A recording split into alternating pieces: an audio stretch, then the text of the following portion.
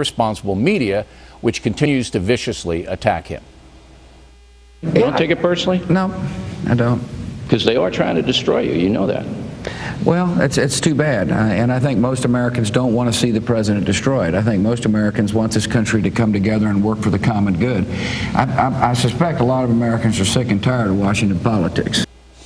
Joining us now from Washington with reaction, former Bush advisor and current Fox News analyst Karl Rove. All right, let's take my criticism of President Bush. You were out of there, I guess, almost at the time I started criticizing President Bush for not going after his critics, and now the critics are running wild. So wasn't I right? Well, it's funny you should mention this. I literally today was working on a book that's coming out on Simon & Schuster, and I'm writing about this very issue. And I do think in retrospect there are moments when we should have defended more fervently the administration's policies and gone specifically after our critics. This, however, torture and enhanced interrogation is not one of them, because the administration did a good job of rebutting the charges of torture and keeping the enhanced interrogation techniques in place. We fought back amendments in Congress in 2005, 2006, 2007.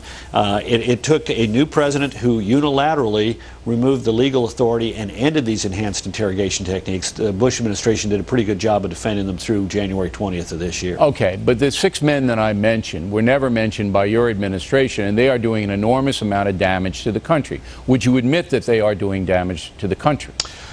Oh, absolutely. In fact, I think there has been a concerted effort by many on the left in order to change the fundamental fabric of America, and they see this as an opportunity to further that goal. And I don't say they're unpatriotic; they just have a different definition of what they want America to be. They're not unpatriotic when you're going to have pictures being released in the next few days of criminal investigations into wrongdoing by Americans, which happened. And they're going to flood all over the world. Well, who's going to be in danger there? That's going to heighten the danger for every American troop overseas, every American diplomat, and every American tourist. And you're saying these men aren't unpatriotic, Mr. Rove? I'm not saying they're not doing this because they're unpatriotic. They're doing this because they want to achieve a goal for America that I fundamentally disagree with. You talk about putting people in danger. The President of the United States, Barack Obama, already put American military in danger by ending these enhanced interrogation techniques and limiting everybody, including the CIA, to the techniques in the Army Field Manual, which generally consist of, will you give me your name, address, telephone number, and would you like 2 sugars or 1 and with your coffee? That's the limit of what we're doing. So we've already got a president. So I don't say that he's unpatriotic. I say he is mistaken. He has made a huge error. He is putting American lives at risk. And these other men that you talked about, you're right. They're joining with him in doing that. No. There's a difference. There's a difference. Look. You can debate President Obama's policy. He believes that by doing all of this, ending all of your policies, that the world will like us better and more cooperative with us. You can debate that. I agree with you.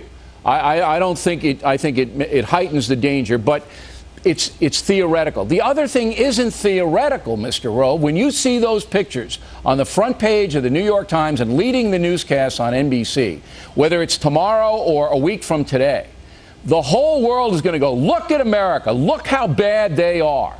This is criminal activity that took place. You could use a picture from any criminal investigation. You could use a picture of these kids getting killed by their parents and whip it around the country, the world, and say, look at this. It's the same thing. The ACLU knows how this is going to be used by the jihadists and people who hate us. They know. They don't care. So there's a difference between Obama and his policy and these people actively putting our troops in danger. There's a difference. I'm not certain I agree with you that there's a difference, because President Obama, part of the reason that he ended the enhanced interrogation techniques, read his statement. He says this is going to improve our image around the world. He thought that this would somehow make us look better. And in reality, what it did was it confirmed, at least in the Islamic world, America understands that it was doing the wrong thing, and America is a bad country. It ended up in the same place. Now, I think let's not get stuck there, because I think we're both in agreement, whether it was President Obama ending the enhanced interrogation techniques or the ACLU and all the rest of these people pushing for the release of these photographs that were, as you pointed out, for a criminal investigation in order to charge U.S. military personnel with violating the law. In order to do the right thing, they were taken in order to do the right thing. And now they're going to be used against us. In either instance, These people are doing the wrong thing for America. They are doing the wrong thing for our country. They're doing the wrong thing for our men and women in uniform, and they're making us less safe. But the only media challenging them on a national level are the Wall Street Journal and the Fox News Channel. That's it. The rest of the media sympathize with these people, which is why there isn't an outcry. What did you think when you saw that cartoon in the New York Times yesterday of the Statue of Liberty with a whip? What did you think of that? I thought Pinch Sulzberger was right to worry about why he had to sell his building and his stock is in the toilet. And I'm glad it is. But weren't you offended as an American of that? Sure I was. I mean, absolutely. That is just the absolutely. lowest. Look. I'm from Texas. I mean, you take a New York liberal. I met this guy, a little Pinch Sulzberger. He is an elitist, effete snob who thinks he knows better than the rest of America and has views that are distinctly outside the mainstream of what America is all about. He probably thought that was a damn fine cartoon to be running and was proud of it. I thought it was in keeping with the editorial policy of the New York Times, which is despicably to the left of American politics and out of touch with American values. All right. Mr. Rove, thanks very much. We appreciate it. Next on the Rundown, Juan and Mary Catherine will respond to the ACLU's dastardly plan. And later, shocking video from Pakistan as the Taliban executes